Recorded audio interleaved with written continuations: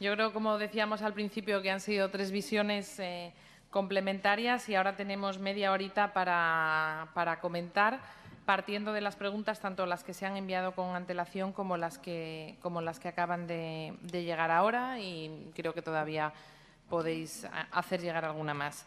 Tengo en primer lugar una pregunta para Anne, que fue además la primera en intervenir, de Raimon Noveu, de la Fundación Champañat Maristas, que es una institución educativa, y pregunta por un tema que nos planteamos también muchas veces, ¿no? El de la vinculación entre las distintas instituciones, las distintas entidades, en relación a la participación infantil, entendiendo que la participación debe aprenderse desde la escuela, debe practicarse.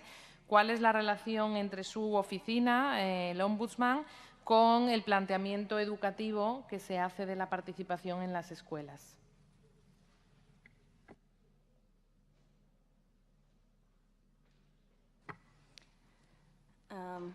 That's a very good and very interesting question. And we are, of course, in my office we are 20 people. It's quite big to be an ombudsman office, but still a small office. And it's impossible for us to learn all children in Norway how to participate. And of course it's something we have to take very seriously, that to learn children to participate, it's much more than just talking to them. Because what I would like to call like false participation, for example, in some school councils, they can be learned that they are participating by deciding what to have on the lunch menu. I mean, participation is so much more than that, and it's crucial actually that the children must learn that where they all are in school. We have in my office we have created a participation program together with the Norwegian UNICEF, National UNICEF office, which is available for all schools, and it's quite a very practical program about the Convention of the Rights of the Child, and there are a lot of focus on Article 3, the best interest of the child, and Article 12, the child's right to participate. And we have some practical, what do you call it, not games, but you can try it out in real life. There are difficult dilemmas that they shall discuss and give their opinions about. And it's been quite effective, actually. And we see that the schools that use this program, the children are much more, they have a much greater knowledge about the Convention of the Rights of the Child, about the Ombudsman, but also about what it means to be able to participate. And of course, participation doesn't mean that the children shall decide everything. And that's also very important to learn them that, okay, you should always have the right to tell what you're feeling, to give your expressions about things, but it's sometimes up to the adults to make the decision. But what is important is that they have to explain to you why they took this or this or this choice or decision on behalf of you. And then we also see that it's quite often much better tolerated, actually, by the children, and they get this good explanation about why we do this or that on behalf of them. So I think school is crucial. We are struggling with it in Norway, but the program that we have made it's very easy, actually. We are traveling around, actually, on a tour, visiting schools with this participation and Convention of the Rights of the Child program. And so our dream, we have also had meetings with the Ministry of Education, trying to persuade them to put it into to call it regulations about what the education of the children shall contain. So we're working quite hardly with it. But it's a lot that children have to learn in school, so we'll see if we succeed. Hay otra pregunta relacionada con el tema educativo que puede ser, yo creo, para cualquiera de las tres que tiene que ver, la hace Nuria Jiménez y Huertas desde la Xarxa Sant Just Desvern, que tiene que ver con la evaluación de impacto, pero entiendo que es no tanto de normas, sino del impacto real sobre los niños que han participado en servicios de educación formal y no formal. Si tenéis experiencias de evaluación de impacto y, además, en concreto, si hay experiencias con participación tanto de niños como de familias como de profesionales de impacto en participación en actividades educativas. Si conocéis alguna de las tres iniciativas en este sentido.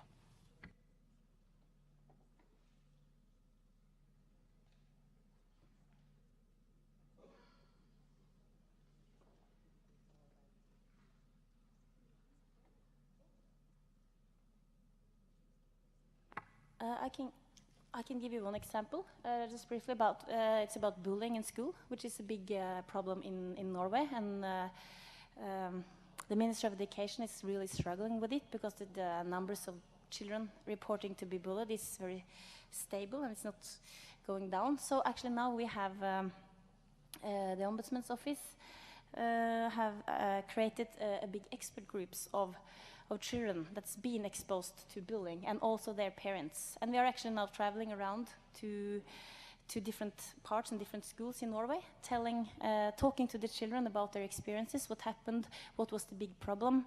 For example, they quite often tell that it was that the teacher didn't take me seriously, they didn't believe me. Lots of good information coming from these children, and we are gathering those information and giving it over to a committee that's being set down by the Ministry of Education to develop some new policy on bullying. So it's quite a practical way that we are doing it, talking directly again to the children and their parents, and we'll probably speak to some teachers as well. Thank you, Anne. Otra pregunta para cualquiera de las tres, desde la organización Intres, pide que señaléis algún aspecto especialmente significativo que os haya llamado la atención, que se ha detectado en alguna de las evaluaciones. Es decir, oye, en esta evaluación que se hizo de este proceso o de esta ley, se descubrió este aspecto que no habíamos considerado o que no era evidente y no se había considerado previamente. Y en relación con eso hay una pregunta de Isabel Sierra, la Diputación de Barcelona, y es de qué forma los resultados pueden tener peso político sobre el análisis de impacto, ¿no? De qué forma luego se convierten o se traspasan a un compromiso público. Entonces, no son exactamente la misma pregunta, pero creo que tal vez pueden ir relacionadas. De experiencias concretas que os parezcan significativas de aspectos que se han detectado en la evaluación, y también tal vez alguna experiencia de cómo luego esas evaluaciones qué impacto tiene la evaluación de impacto, si podemos decir, y cómo se consigue que eso tenga, más allá de cumplir un procedimiento, que eso tenga un impacto real y un peso político.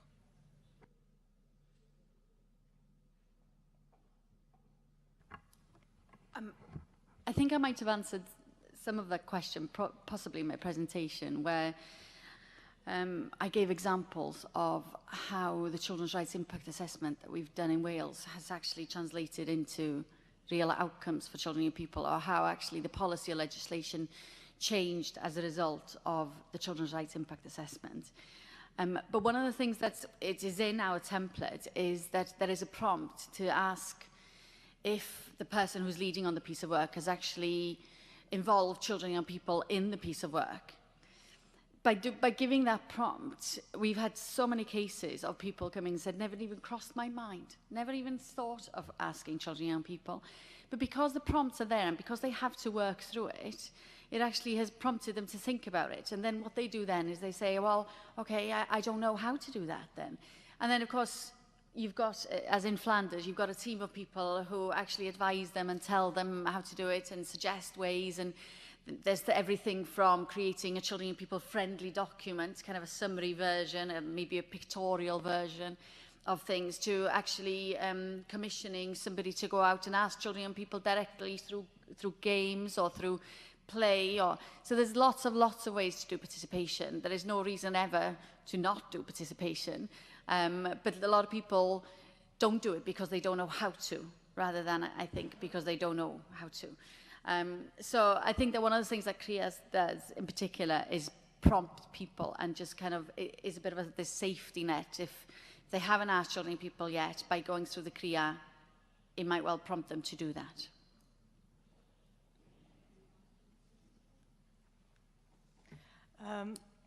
I think it's always not. It's not always so simple because this Joker process, there are different policy options, and then so in a way you always see the influence of the policy option that comes out, and that is being adopted in the legislation. So in that way you always have a very concrete impact of the Joker process because there are different options proposed, and the one that is assessed as having the least negative impact or the most positive impact on children and young people gets it. So in that way you always have an impact. It's not so easy to always detect exact impacts on because then you have to study the whole legislative process and also political compromises and interventions that we don't have access to. So in that sense it always I think there's also or it would be a good task for the administration to also really inventarize more these concrete challenges. Hay otras dos preguntas que tienen que ver con las administraciones locales, ¿no? Que creo, Elin, que tú habías trabajado también en algún gobierno local y tal vez puedas también dar alguna pista sobre cómo se podría aplicar este mismo proceso de evaluación de impacto en el nivel local, en el que no hablamos tanto de legislación amplia, pero sí de medidas que afectan muy directamente al ciudadano. Preguntaba Francesc Reverter de la Diputación de Barcelona y también Ramón Pujá de la Fundación Síndrome de Tourette, específicamente en un ámbito muy concreto que es el que tiene que ver con el derecho al juego y al tiempo libre, el esparcimiento, etcétera, ¿no? ¿Qué experiencias podéis tener o qué potencialidad le veis en el ámbito local?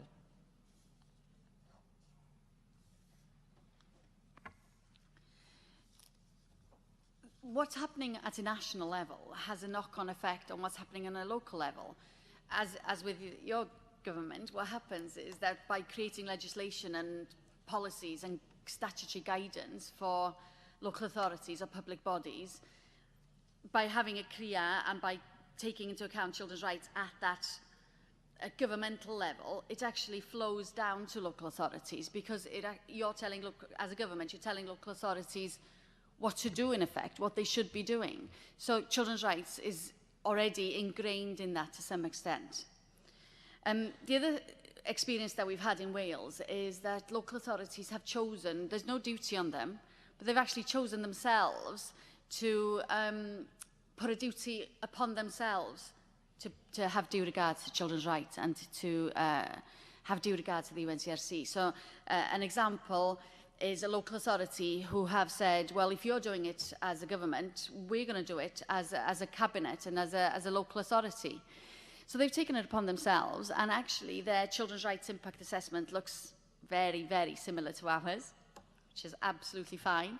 Their children's rights scheme looks really, really similar to ours, which is fine. So what they've done really is they've taken what's been done on a national level and they've tweaked it and changed it a little bit and amended it to suit what's happening on a local level, on a local authority level.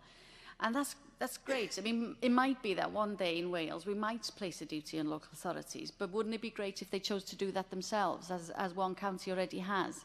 Because what that shows is that they want to do it. And in fact, instead of government hitting them with a stick, you've sold it to them. They want to do it. So if that's the way, that's my preferred way. But it might be that if not all local authorities do it, then we might need to go down that road one day. I know that some other countries have placed the duty on not just government, but local authorities as well.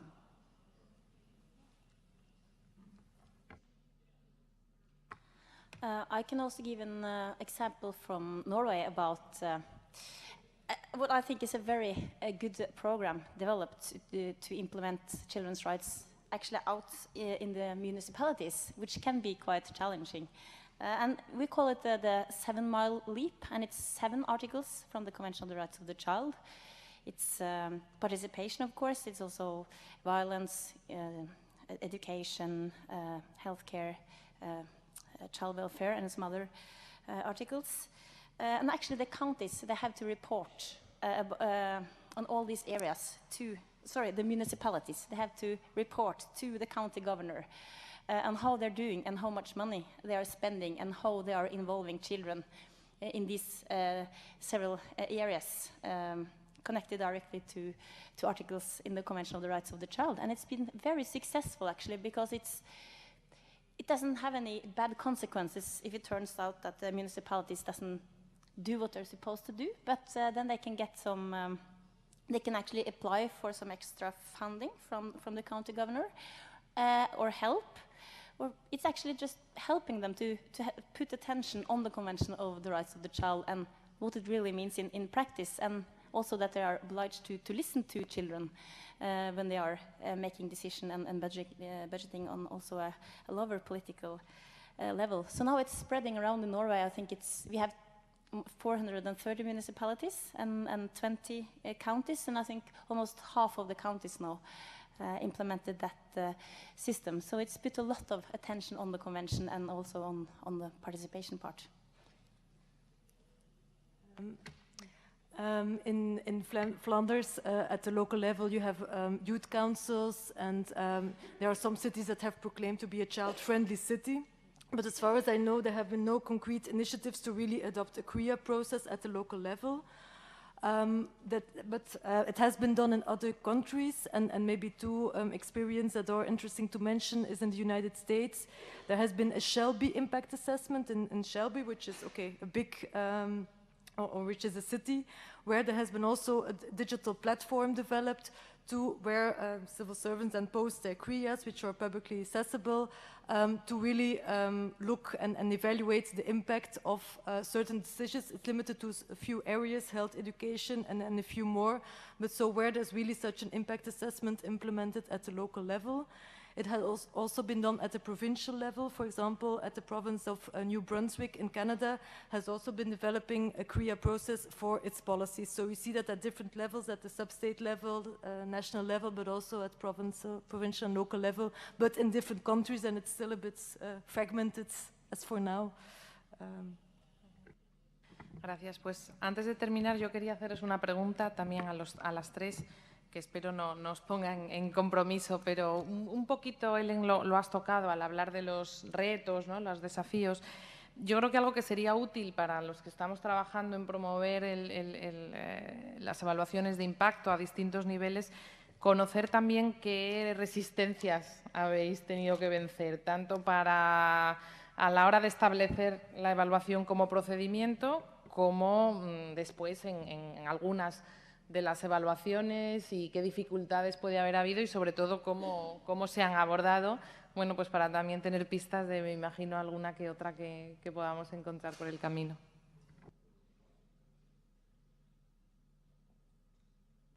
The main barrier or reluctance in Wales was in publishing the CREAs. We had a big lobby group saying, if you're going to be doing children's rights impact assessment, then publish them so we can scrutinise them. The Children's Commissioner was saying, I want to have a look at them, tell you where you've gone wrong or what you could have done better. You know, we had NGO groups and lobby groups saying, let us have a look at them. Why would you not let us have a look at them? And so very big lobby group on that. The reluctant was that civil servants felt that they were opening themselves up very much to criticism, that they were opening themselves up to be publicly criticised by NGO groups and such, especially when it's so early days in the implementation of the measure. One of the ways that we now do publish all of them, but the only way we got over this was to persuade civil servants to work with NGOs and work with the Children's Commissioner and work with people right from the beginning. Because if you do it right from the beginning, actually, not only do you get a better policy or better legislation, but they won't be criticising you at the end, because they know what's going to be in there. They've helped you with what's going to be in there, and therefore, you know, you're only publishing what they've seen. Members of the public are not going to look at your CREAs. Children probably are not going to look at your CREAs. The only people that are going to look at your CREAs are are people who have an interest, or NGO groups, or in fact, your parliament or our assembly. So why not publish them? But there was a great reluctance, and that's a barrier that we found. I think one of the experiences and challenges we are facing in Norway is that issues concerning children is divided between so many different ministries. Ministry of Justice, Ministry of Health, Ministry for Children, Ministry for Education, Ministry for Municipalities. And it's difficult to get somebody to take the responsibility to really to make a career and to really listen to children and to really take the child perspective into the work. And that ends up too often about focusing on adults' needs, actually. And that's where we, in a way, comes into, because we in a way, have the whole picture, working with all these different ministries, trying to make them work together. For one good example is the violence against children, which is seen from the Ministry of Health as a justice problem, and the Ministry of Justice think it's more like a health problem. But of course it's both, and because of that nobody wants to take responsibility. So, but no, actually they have finally, after a lot of nagging from me and other persons, taken responsibility, and they are doing an analysis and a career actually together on this issue, on making a big strategy about how to help children exposed to violence and abuse better in the future. So it's been a challenge to make different ministries work together and take the actual responsibility about doing this. And also, it's a big challenge to make them really see the value of, as I've said 1,000 times now, we'll probably get tired of it, talking directly to the children and getting information from them. And no, I think they're starting to realizing that it's important to do this in the process, but they don't dare to do it themselves, so they're using us. So we have to talk to the children and get their information, and then we can bring it to the ministers. But our dream, of course, is that they can one day dare to do it themselves, and we can see some signs of it happening now. For example, the Minister of Children, she did it the last time she launched a law on child welfare. She actually and her department worked a lot directly with the children in creating the new law, and it was quite successful, I think. So good things are happening. If I can pick up on the publishing issue before, in Flanders, the jokers are published, but they are in a very big RIA database. So when starting to do the evaluation, it was already a big job to try to find and identify the jokers. So that's, of course, a real problem, and that was also one of the recommendations, to really identify them clearly, put them on the website, so also when other civil servants want to do yoker, that at least, you know, they have some examples and some good practices. There was then also a discussion on whether a draft yoker should be published, you know, to receive consultation and so on. And there was reluctance from both civil servants and interestingly also civil society actors. Civil servants said, you know, publishing a draft yoker, that's too early, this is still a confidential process, you know, we're still negotiating and then evaluating and so on. But also civil society actors were a bit afraid that the fact that a draft yoker would be published, that it would imply, in a way, a shift of the burden of responsibility. You know, we published a draft yoker, and if you didn't provide input on it, then you, as a civil society actor, you know, you missed your chance, and so they were a bit afraid that it would shift responsibility towards them, whereas it should be the government that organizes the consultation process, and so that was their reactions. So as for now, the draft yoker is not published, but it has been recommended and in this regulatory agenda where planned legislation is announced, to already there give some insights or some ideas on how the yoker process would be implemented and what effects would be. I think the main risk for yoker in Belgium, as I already briefly touched upon in the presentation, is that there is a risk that it degenerates into an administrative burden, a formalistic exercise, a tick box exercise, which was actually the first child impact report in '97, was a tick box exercise. You know, does it affect this? Yes, no, yes, no, yes, no. And that's not the idea. The idea is to really have a reflection process, a balanced appraisal of positive and negative effects. And I think this perception, I think it's mostly a perception of civil servants that it is an extra burden. It's you know, in the whole all the administrative obligations that are being put on civil servants, because they do not only have to do a child impact assessment, but they also have to think about the environment and women and poverty and so on. So there's many different obligations that are coming together. But I think if there would be more political support at every level, and if there would be more awareness raising and training and capacity building on how to do it, and also show people and convince people that it's worthwhile and it's a valuable way to do it, because you will prevent of having negative effects in the future, that are probably the things that we should invest in to increase training and political support. And then I would say that Joker, it is a valuable instrument, but then of course it will not be a magic tool or a quick fix as such, but it at least guarantees that the debate on children's rights continues and is being taken into account. Muchas gracias. Pues si me permitís la reflexión más personal, yo creo que aquí también surge un tema, por lo menos para pensar, ¿no? Desde las organizaciones de infancia, o a mí se me ocurre, según os estoy escuchando, que sale tanto el tema de la transparencia y los procesos de participación. A veces desde las organizaciones estamos tan fragmentados, ¿no? Cada uno en nuestros temas, que no nos cruzamos, y yo creo que ahora hay un movimiento importante a distintos niveles, pues impulsando temas de transparencia, de mejora de procesos, etcétera, a los que a lo mejor nos podemos acercar también, pueden ser aliados en este camino, o además, o no solo aliados, sino que también puede ser un ámbito a convencer. A veces no son las administraciones o el ámbito político los más difíciles, entre las propias organizaciones convencer del foco de infancia también es una tarea.